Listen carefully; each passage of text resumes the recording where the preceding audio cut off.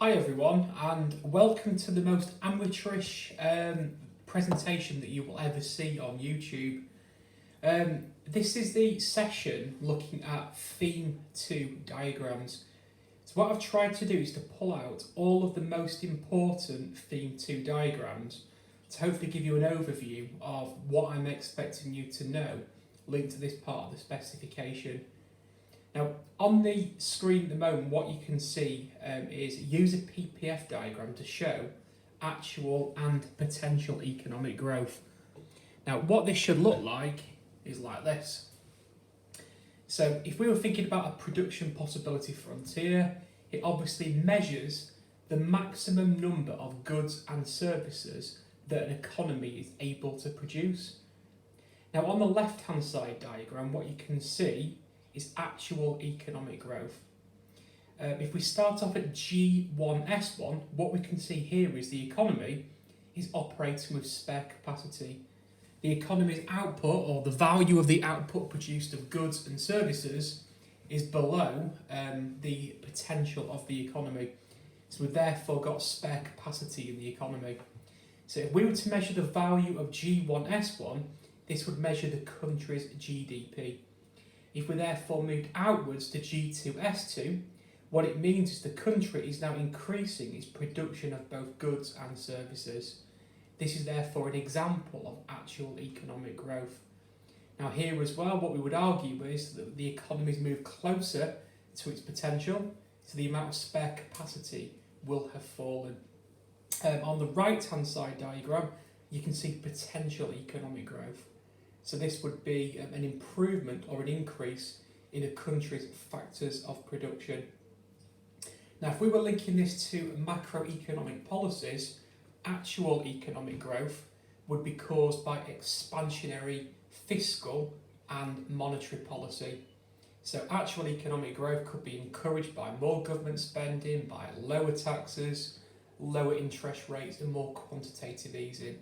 On the right-hand side, this will be achieved through supply-side policies. So these could either be free market policies, such as trying to promote more competition in markets, or it could be done through interventionist policies, which could require more government spending in order to improve the infrastructure of the economy. Okay, so actual and potential economic growth can be shown through PPF diagrams. Now, the next thing I've put down here is to draw a fully labelled circular flow, including injections and withdrawals. Now, hopefully, you've got this if you were drawing this. And this should be a really, really important diagram that is ingrained in your brain. There are three different ways of measuring the value of the economy. So if we want to calculate GDP, we can do this through the income approach, the output approach, or the expenditure approach. So the logic would be that income, output and expenditure should all be one and the same. So income, output, expenditure, they are one and the same. Now if you think about what the circular flow does, then it shows the interdependence between households and firms across the economy, and it shows the relationship between them. So households will supply businesses with factors of production. This will include mainly labour, but also it could be land, it could be capital, or it could even be enterprise, so entrepreneurs, etc. Businesses then have got to reward households for supplying these factors of production. So the factor incomes could include wages for labour, it could be rent on land or property that's owned, it could be interest on loans that may be made to businesses, and it could be dividends or profits that could also be included in those factor incomes. So the logic would be that firms will demand factors of production from households. This will then be used to pay incomes to households. The logic would then be in a closed economy that households will take this income and they will spend it back into the economy, so expenditure. So in other words, the money will make its way back to firms because households will spend this money on the output produced by businesses. So the logic would be the circular flow is measuring the actual GDP of the economy. So if we can increase the circular flow, then what we would experience would be actual economic growth. Now, actual economic growth can be encouraged through more injections, so more government spending, more investment, more exports, and or fewer leakages or withdrawals from the economy. And these are taxes, savings and imports. Obviously, if the economy shrunk, so if GDP started to fall, well, it's going to be caused by leakages increasing and or the injections starting to fall. And to give you one example of that at the moment linked to the coronavirus, because of low confidence in the economy, some households are starting to increase their savings, so worried about job security. Well, this means now that when households get paid for their facts of production, rather than spend all of that money, more of it will be saved, so that will reduce spending across the economy. That would therefore lower the demand for output, which means firms start to produce less output, and that would reduce the need for factors of production from firms. So that would lead to more unemployment, and that could lead to lower incomes. Obviously, to counteract this, we are doing things such as increasing government spending. If we can pump more money back into the economy, well, that should increase incomes, output and expenditure. Obviously, lower interest rates help as well. If interest rates fall, which they are doing at the moment, well, that leads to borrowing costs starting to fall, and that should encourage more spending, less savings and more investment to take place from firms, which should hopefully support some more economic growth in the economy. Right, now the next thing I've put down here that I was going to get you to have a look at was draw in separate diagrams AD curves, SRAS curves, outward and inward shifts in AD, but also the formula for aggregate demand. Now on the screen what you can now see then are 4 different diagrams. When we draw the economy on a macro level in a diagram, we take the idea of demand and supply, but we aggregate it up. So the top 2 shows the relationship between aggregate demand and short-run aggregate supply against price levels and real GDP. So top left, AD, we should remember, is measured by the formula consumption plus investment plus government spending plus exports minus imports. And the logic is what we'd expect to see is a negative relationship between the two. So if price levels fall, we'd expect aggregate demand to increase, which would lead to higher real GDP across the economy. With the logic being if price levels fall, there should be more consumption taking place, investment by firms will start to become cheaper to buy capital goods, it might incentivise governments to spend more on infrastructure because it's now cheaper to produce, and it should hopefully lead to more exports because foreign demand for our output should increase if our goods become cheaper due to an improvement in international competitiveness. The top right shows a short-run aggregate supply. So the relationship now will be positive as price levels increase.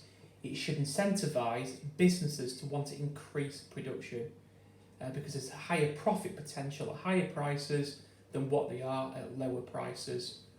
But what we also got to be thinking about is the reason why SRAS is also upward sloping is to take into account the fact that in the short run, to produce more output, business costs will often increase because we've got to pay staff additional overtime, probably at higher rates of pay.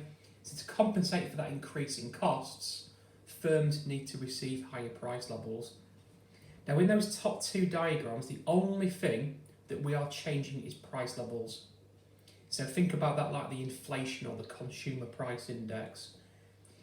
So we're making the assumption of ceteris paribus. We're looking there at extensions and contractions, which in effect is the relationship between price levels and aggregate demand and short-run aggregate supply.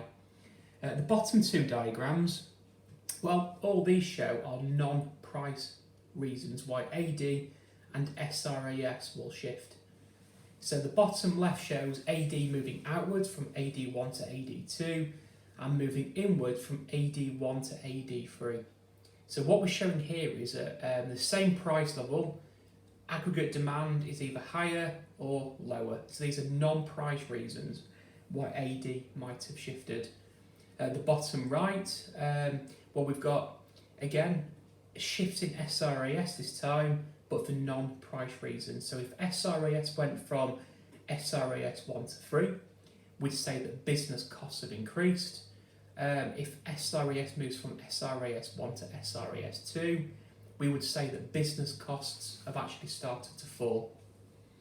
Right, then what we can now do is to show it in these 4 different diagrams. So the top left would show a non-price reason for an increase in aggregate demand. So this could be driven by growing disposable incomes, it could be higher confidence in the economy, it could be lower interest rates, it could be economic growth across the world, which is increasing the demand for our exports. Now, when AD moves outwards, we would have scarcity or excess demand at price 1. So to clear markets across the economy, price levels have to increase to P2. And as price levels increase, that would incentivise firms to increase their production levels. This diagram shows actual economic growth. Top right-hand diagram would show what happens in the economy when business costs fall. So this could be driven by lower input costs for businesses, lower wage rates, lower taxes on businesses, and it shows again actual economic growth. But the only reason in the top right diagram why aggregate demand is increasing is for price reasons. As price levels fall, there'll be a growth in aggregate demand, so that extension takes place, and GDP will increase. So guys, in the top 2 diagrams, what we can see is actual economic growth, which can be caused by AD moving outwards and or SRAS moving outwards. Now the bottom 2 diagrams show exactly the opposite. If AD moves inwards from AD1 to AD2, well, it means the economy's got smaller. So there's a non-price reason why AD has moved inwards. So linked to the coronavirus, it could be falling animal spirits, higher savings. It could be driven by just general lower confidence in the economy, which means firms are less likely to invest. It could be driven by problems across the world, which is lower the demand for our exports. So here, AD will move inwards.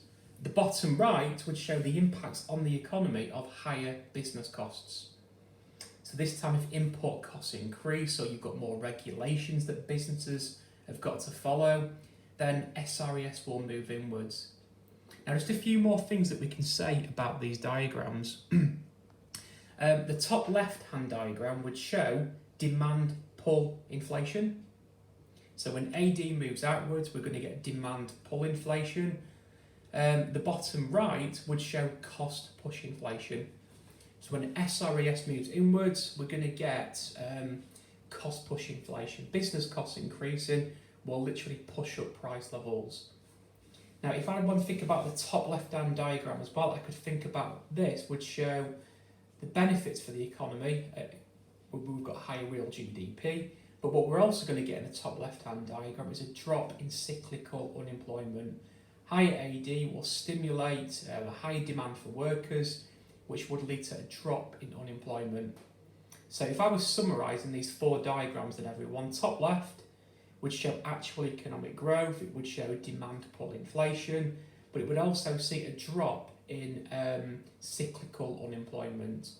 Top right hand diagram shows the impacts on the economy of lower business costs. So this will create a growth in real GDP, so again you've got actual economic growth. But this time what you're going to get is a drop in the rate of inflation, and you'd also like to think what you get here would be an increase in employment opportunities across the economy. Bottom left, inward shift in AD, well this kind of shows a recession, so GDP will fall, unemployment will start to increase, and we're running that risk of disinflation and deflation creeping into the economy. The bottom right hand side diagram shows 3 really bad things happening.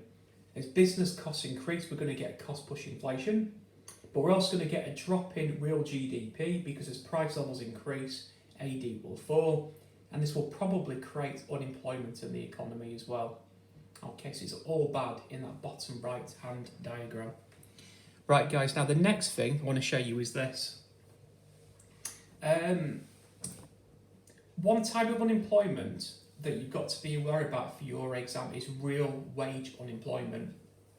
Now we're going to spend a lot of time in theme 3 looking at labour markets. Now imagine we've got the demand for labour, so DL1. The logic would be as wage rates fall, businesses would want to demand more labour. We've also got the supply of labour, with the logic being that people would rather supply their labour at higher wage rates than they would do at lower wage rates. So imagine the economy starts off in equilibrium at point A. The demand for labour is equal to the supply of labour. So here we have no unemployment. Now if there's suddenly a drop in the demand for labour, this could be due to a recession, then the demand for labour will move inwards. Now what this will mean is we've now got some unemployment creeping into the economy. A to B at W1 would show unemployment in the economy. So B to A would show us the excess supply of labour. So demand for labour is now at B, but the supply of labour is at A. So we've got more people willing and able to work at that wage rate than what there is demand for. Now if markets work properly, this problem will go away, because like any other market, it will clear through the invisible hand. So as wage rates start to fall, there'll be an extension in the demand for labour, and there'll be a contraction in the supply of labour. And the logic would be that the wage rate will clear at W2, where again the demand and the supply of labour meet each other. But the problem is real wage unemployment would say that this can't always happen. And this is what Keynes described as sticky wages. Unemployment from A to B might not be able to be cleared by lower wage rates. So minimum wage rates, for example, might stop wage rates falling to W2. Trade unions, who look after the interests of workers, might prevent wage rates from falling to W2. People's expectations of wages, cost of childcare, might prevent people from working at W2. So people might remain unemployed in the long run because wage rates can't always clear. So think about what a classical economist would say. Unemployment will correct itself. If demand for labour falls, the labour markets will clear at W2E2. A Keynesian economist would say, nah, nonsense, with the logic being that this can't always happen. Sticky wages will stop labour markets from clearing. Right guys, next thing I want to show you is this. And it's just an overview of classical and Keynesian long-run aggregate supply curves. And what we can do, we can use this to show where the economy will be in the long run.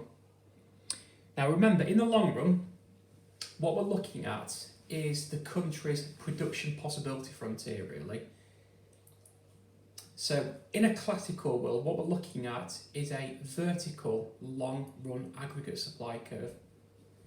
Now, what we would assume in a classical world is in the long run, the economy will always operate at YFO, with the logic being markets will always clear to get back to YFO. So if we get some negative or positive output gap creeping into the economy, the logic would be the free market mechanism will fix the problem itself. Now to give you an example, look at the top right diagram. Now let's imagine we start off at point A, where the economy is in equilibrium.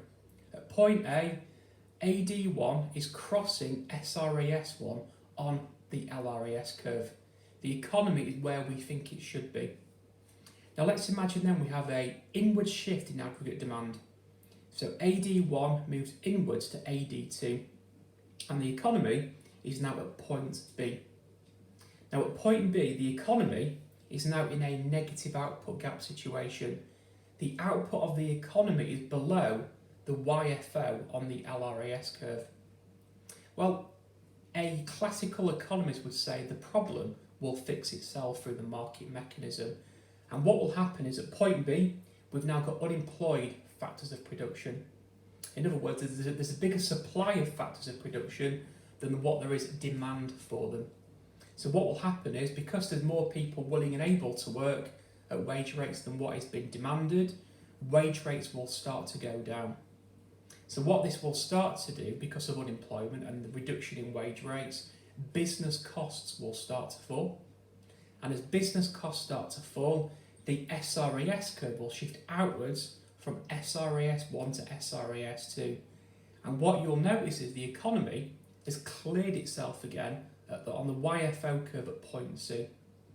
So guys, on that top right-hand diagram, the problems across the economy have fixed themselves through the invisible hand. Inward shift in AD from A to B led to a negative output gap situation, but because people are unemployed, people start to accept lower wage rates. As wage rates start to fall, business costs will fall, and the economy will clear again on the LRES curve at point C. At the bottom right-hand diagram, it shows what happens in a positive output gap situation. So again, imagine the economy starts off at point A, where we operate where AD1 equals SRAS1. The economy is working at potential output, but then what we might get is AD moving outwards. So we end up at point B. So we're now in a situation where actual output is beyond potential output. But the logic will now be the invisible hand will fix this problem. At point B, we're in a situation where we've got mass scarcity across the economy. Unemployment is almost non-existent. So what workers will now start to do is to demand higher wage rates because they feel more confident to ask for higher pay rates. Now what this will start to do, it will start to bid up business costs. So as business costs start to increase, SRES will move inwards to SRES2, and the economy will again clear at YFO at point C. So guys, when you're in a negative output gap, that top right hand diagram from moving from A to B, the invisible hand will clear markets at point C by lowering business costs. The bottom right hand diagram, when you get a positive output gap situation, when you move from A to B, the economy will fix itself through the free market mechanism by inflating business costs, and the economy will clear at point C. So nowhere here have we needed government intervention. So in a classical world, the LRES curve will always be achieved. So potential output will always be achieved. Now when we look at a Keynesian world, it's very different. What a Keynesian economist would say, well actually, we could achieve the YFO, but it's unlikely in the long run. So the logic would be the economy in a Keynesian world can be stuck in the long run at any output point. It could be at YFO, but it might not be. Okay, so here, sticky wages will prevent the economy from self-correcting itself through the invisible hand. So let's start off with the left-hand side diagram. Now what I've done here, I've labelled 3 different points on this, A, B and C. Now if we think about point B, what we've got here is lots and lots of spare capacity. So unemployment is really, really high. Now if we were to increase aggregate demand here through expansionary fiscal and monetary policies, then we're going to get a big increase in GDP without creating inflation. And this can be shown in the bottom right hand diagram. So when AD moves outwards from AD1 to AD2, we get a huge increase in GDP from Y1 to Y2, but we don't tend to get much inflation. And that is because we've still got huge spare capacity. You only generally get inflation when you have scarcity. But because there's so much unused resources in the economy still, we can increase GDP and AD without having the trade-off of high inflation in the economy. When we're at point A though, you'll see the LRES curve becomes a lot more vertical. Now if we were to increase AD at that point there, we're going to get a huge surge in inflation without increasing real GDP. And this can be shown in the top right hand corner diagram. If AD1 moves outwards to AD2 here, the problem is firms are already working more or less at capacity. So when you add more demand, firms are now struggling to increase production levels. This will therefore create mass scarcity and therefore create lots and lots of inflation. Now what this means, everyone, is at point B on the LRAS curve here, we have a very price elastic supply. Firms can easily respond to growing demand due to lots of spare capacity. At point A though, supply becomes a lot more price inelastic. Firms now struggle to keep up with growing demand as price levels increase due to a very limited amount of spare resources. So what you might argue is in a Keynesian world, you'd like to be at point C. So you're operating close to potential output, which means unemployment is low, but you're not experiencing high rates of inflation. Okay, but remember, the difference between a classical and a Keynesian world is in a Keynesian world, there is no guarantee LRAS could happen. So there's no guarantee we could operate at YFO. The economy could be stuck at A, B or C on that left-hand side diagram. Now, this therefore means then, if we were looking at the long-run equilibrium of the economy, in a classical world, YFO will always be achieved. So the left-hand diagram shows where the economy will be in the long run in a classical world. The invisible hand will mean markets will always clear to clear all the spare capacity. In the right-hand side diagram, you can see what a Keynesian economist would say. A Keynesian economist would say, well, okay, YFO could be achieved, which is the vertical part of the LRAS curve, but it's unlikely. So in the long run, because of sticky wages and business costs not being able to adjust to clear markets, AD1, AD2, AD3 are all possible output points. This therefore means that demand side policies, so fiscal and monetary, are something that Keynesian economists are very, very keen to talk about. Right, one more thing on this section here is the multiplier effect. This is something that people don't make enough use of in exams. So imagine we're operating at AD1 on the left-hand side diagram. We've got lots of spare capacity in the economy. We've got unemployment. So what we might do, we might look to increase government spending, or we might look to lower interest rates to encourage more consumption and investment. And what these should do is to push out AD1 to AD2. Well, this therefore would show actual economic growth and it would create more jobs. But then the multiplier effect might mean that AD might move outwards again to AD3. So what the movement from AD2 to AD3 shows is the impacts of the multiplier effect. And let's take an example. Imagine the government were to increase government spending by £20 billion. Well, that £20 billion will push out AD from AD1 to AD2. But then what this will do, it will push more incomes into businesses and households' pockets, and that could lead to further increases in consumption and investment, which means AD moves out again to AD3. So it just shows how the economy can grow by more than what was originally injected into the economy. Right, everyone, we're getting there. Now, the next thing was about positive and negative output gaps, and I'm going to link this to the business cycle. Now, from what I've seen of people, most people are now fairly confident with the business cycle. The trend rate, which is this upward sloping curve here, is measuring over time how the country's LRAS curve move outwards. So that line ultimately is measuring potential economic growth. So as resources improve and increase over time, then the capacity of the economy is increasing. So think about that slightly upward sloping curve as the capacity of the economy improving or increasing over time.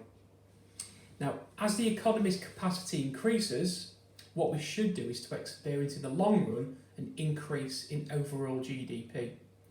And this can be measured by the actual business cycle itself. Now, the problem is that the business cycle doesn't move at a very smooth rate. There'll be periods of time when the economy is growing too high, or a lot, it's been very successful, and there are points in time when the economy will be underperforming.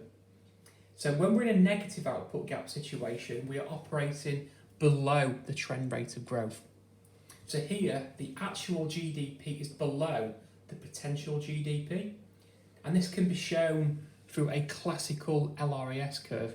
Here, output is below potential output. So in a negative output gap situation, what you would expect would be unemployment, poor animal spirits, falling profits, house prices probably falling, people's living standards potentially starting to fall in the economy. And this can also be shown by a PPF diagram, where actual output is below the potential output of the economy. Now, in a negative output gap situation, what a Keynesian economist would say is we need to use both expansionary fiscal and expansionary monetary policies. So we should be looking to increase aggregate demand to get the economy closer to potential output gap, to the potential output of the economy. Now on the right hand side, you can see positive output gap situations. These occur when actual output is beyond the potential output of the economy.